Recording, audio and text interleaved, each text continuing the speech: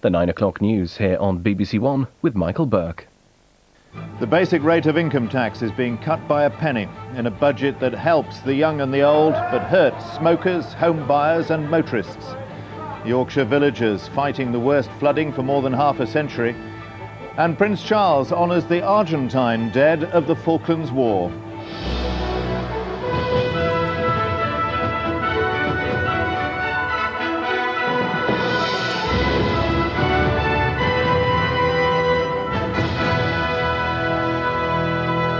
Good evening. A surprise cut in income tax was the main news in a budget that's good for you if you're a pensioner or have children, not so good if you run a car, have a mortgage or smoke. The Chancellor said it was a budget for families, enterprise and work. The basic rate of income tax will be cut by a penny to 22 pence in the pound from next April. As expected, there'll be a new starting rate of 10 pence on the first £1,500 of taxable earnings, but starting next month, not next year. Mr Brown said he wanted to help children. The married couples allowance will be scrapped from next April. Instead, there'll be a children's tax credit. Workers with families could be up to £200 a year better off. Child benefit won't be taxed after all, and will go up from next April to £15 a week for a first child and £10 a week for others. But mortgages will be more expensive. Tax relief, MIRAS, is being abolished. Motoring will be more expensive too. Petrol's going up by about 4 pence a litre, diesel 6 pence. Car tax rises by £5, though drivers of small cars under 1100cc will have the cost of their tax discs cut by £55. Smokers are hit again, 17.5 pence on a packet of 20 cigarettes, but no increase on alcohol this side of the millennium. Our political editor Robin Oakley on Gordon Brown's third budget. Mr Brown had cause for his cheerfulness over breakfast with the Treasury team. Few Labour chancellors in living memory had been able to deliver tax cuts at this stage of a parliament. With a big round of elections ahead, he'd got something for almost everybody. Families, pensioners, small businesses. The big prize was the new starting rate of income tax. Eternally trailed, but here at last. A 10p starting rate on the first £1,500 of income, the lowest starting rate of tax since 1962, and it will be delivered a few weeks today. People will see it in their pay packets in May. To Labour's delight, he outbid past Tory tax cutters, not only trimming business taxes, but saying that next year he'd cut the standard rate of income tax too. He even offered scope for toasting his success. I've decided to freeze the duty on spirits, on beer and on wine at its current level. There will be no tax rise on alcohol this side of the millennium. He risked middle-class grumbles by announcing the end of mortgage tax relief and scrapping the married couple's tax allowance. But there'll be a new children's tax credit for families. With new taxes on business energy users and lower duties for smaller cars, he courted environmentalists. Labour MPs called it a redistributive budget with city edges. Mr Brown reckoned he'd struck a balance. Today's budget is a better deal for work, a better deal for the family, a better deal for business. It is for a Britain now united around values of enterprise and fairness. This is a better deal for Britain, and I commend this budget not just to the House, but to the country. Led by the Prime Minister, his own party cheered his fact-packed juggling act. But in a robust reply, the Tory leader called the Chancellor a pickpocket who taxed by stealth and who'd put up the overall tax burden. He should have tackled runaway welfare spending, but he didn't. He should have saved poor pensioners from losing tax credits on their shares, but he didn't. He should have started to support Britain's savings culture, but he didn't. He should have set out a programme to lower the tax burden, but he is continuing to increase the tax burden on all of those issues. He had the opportunity to act, and he has failed to do so. The Liberal Democrats, who'd urged help for pensioners and proposed pollution taxes, reckoned it a clothes-stealing exercise. There are, frankly, many things. I had written down here before some things, but there are actually rather a lot of things in this budget that we can welcome. It seems to me that the Chancellor has once again made a selective smash and grab raid on some of our bright ideas and our proposals. With the Scottish Parliament and Welsh Assembly opening soon, it will be the last overall UK budget, and nationalists were critical. Well, there are some welcome measures in relation to public services and to pensioners and children, but the increase in petrol duty, the lack of action on reducing whisky duty will be deeply damaging to the Scottish economy. They're giving away £2,000 million that could have been spent to help the pensioners, to help the teachers, to help the nurses. This is money that is needed in order to maintain public services in Wales, and instead we're following the Tory pattern of giving it away in tax bribes. It was a commanding performance from the Chancellor, a tax reforming budget on a major scale. But there's much detail to digest before winners and losers can be finally determined. Opponents say Mr Brown's over-optimistic on growth and careless of savings. But Labour MPs, with a big round of elections to come, are content he's done a lot to please their natural supporters. Robin Oakley, BBC News, Westminster.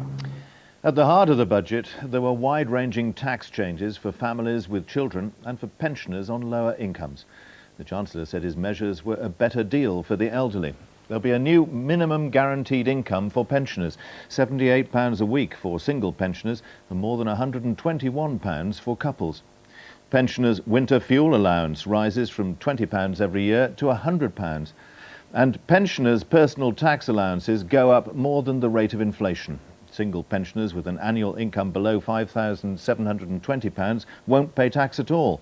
And older pensioner couples using all their allowances won't pay income tax if they jointly earn less than £15,000. Our Social Affairs Editor Niall Dickson on the implications of the budget for the elderly, for families with children and for older people hoping to return to work. Hi Mrs Marsh, come take Trevor for his x-ray.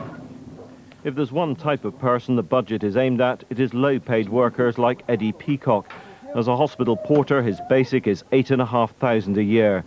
The Chancellor wants to make work worthwhile, so he and his family stand to gain because of the 10p tax rate and changes in child support. I was quite negative about the budget overall, but I'm pleased to say that we have done better than I expected and that we aren't a loser. With increased child benefit, Eddie and his wife Carol look like big gainers, but they will lose mortgage tax relief and pay a lot more in petrol. Overall, they'll be £2.35 a week better off. In time, they'll also lose the married couple's allowance, but the new child tax credit that will replace it will be more generous for them. Others, though, are worried that marriage will no longer be recognised by the tax system. The married family has always provided the best environment for children, and now they are taking away, in a sense, the last vestiges of legal recognition and status from that family. At the other end of the income scale, John Brady is also a gainer, though only just. He's an ex-miner who now runs his own company. Together, he and his wife earn £66,000 a year. Before the budget, he was sceptical. Now, he's an enthusiast. I think the 10p starting rate for tax is excellent for the country as a whole. But more importantly, it starts in April. It sends the right message that it wants to get everybody back to work and everyone to have a share and a greater wealth in the country, which is excellent.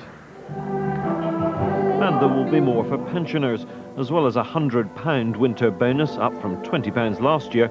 Many of these dancers will be taken out of tax altogether because their personal allowances are being increased. And the Chancellor is providing extra means-tested help for those on low incomes. But not everyone thinks that's the best way to help the poorest. We do know that about 700,000 don't claim these benefits, so it would have been better, I think, if he could have bumped up the basic pension so that everybody would have benefited, and that would have floated a lot of people off the need to claim income support. The budget will certainly produce a lot more courses like this one for the over 50s, designed to help older workers like James Beattie back into the labour market. So how important is this kind of help? For people over 50, quite a considerable difference.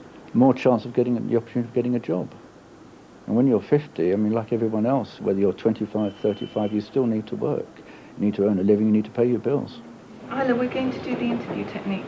Under the new plans, older workers like these will qualify for a £750 training grant to help them upgrade their skills. And if they do find a job, the government will guarantee them a minimum income of £175 a week. Like many of the other measures in this budget, the New Deal for older workers is about making work worthwhile. Tonight, the Chancellor will be pleased with his day's work. The budget reflects his priorities. More help for families, especially poorer families with children. More help for poorer pensioners. And action on Labour's big idea, providing more incentives to get people off benefit and into work. Niall Dickson, BBC News, Downing Street. Gordon Brown gave an upbeat report on the state of the economy, predicting that growth will speed up. He repeated the prediction he made last autumn that the economy would grow this year by between 1 and 1.5%. Growth would rise to between 2.25% and 2.75% next year, and to around 3% in the year after. The Chancellor expects inflation to stay at his target level of 2.5% until 2001. And this year, he's predicting he'll repay £1 billion of government debt. But next year, the government will borrow £3 billion and another £3 billion in 2001. Well, our economics editor, Peter Jay, is here. It was a very busy budget, Peter, wasn't it? Lots of detail. What did it all add up to? Well, one thing it added up to, as you've implied, is a very, very complicated budget. And I think seriously that people will much more than usual be trying to figure it out and discovering important things in it, including quite strategic things in it for many days and weeks to come. I think the Chancellor wants people to see its theme as what he called prudence with a purpose. And there isn't much doubt about the prudence. This was a balanced budget by almost any conceivable set of measures, indeed by all the measures which he has laid down. And there's no doubt that the combination perhaps of the last two Chancellors, Mr Clarke and Mr Brown, has over the last 5 or 6 years brought Britain out of the red effectively into the black, and that's a very big change. But also, we do begin to see, it seems to me, a Labour Chancellor beginning to behave like a Labour Chancellor and not simply like a central banker in this budget. There is a lot of redistribution, taking money from the rich, or at least from the better off, and giving it to the less well off, especially families with children. The Chancellor was very keen to give the impression that he could afford to be generous because the economy was in good shape, thanks, of course, to his famous prudence. Is that true? It is true that he could afford to announce the things that he announced. There are a lot of pluses and minuses in it. When they sat down after New Year to look at the arithmetic, they found that they were about £8 billion down on the tax revenue side compared with what they'd expected, but they were about £18 billion ahead of the game because social security spending was running at a much lower level than they had expected. And the first thing they did was to put £4 billion of that net saving of 10 into the kitty, as it were, to reduce borrowing even further, effectively to eliminate it, and then use the other £6 billion, as the Chancellor announced in the budget, to cut taxes and to increase spending. But of course, what we are seeing, if we look over the period since he's been there and his projections into the future, is a Chancellor who is letting the tax burden, that's the total amount of tax paid as a proportion of the total economy, gradually rise, which is what it normally does when the economy is growing, and who is also sitting on expenditure which is in fact not rising in proportion to the total economy. So it's not entirely surprising that we have a balanced budget. There are those critics who say that Gordon Brown's basing all this on some rather over-optimistic predictions. What could go wrong for him and for us? Well, one thing that could certainly go wrong is that the recession, which he does not forecast, could actually materialise. At the moment, growth is not quite fallen to zero, but it's pretty slow. And some people think that it will fall below zero, and actually we should have falling output in the course of this year.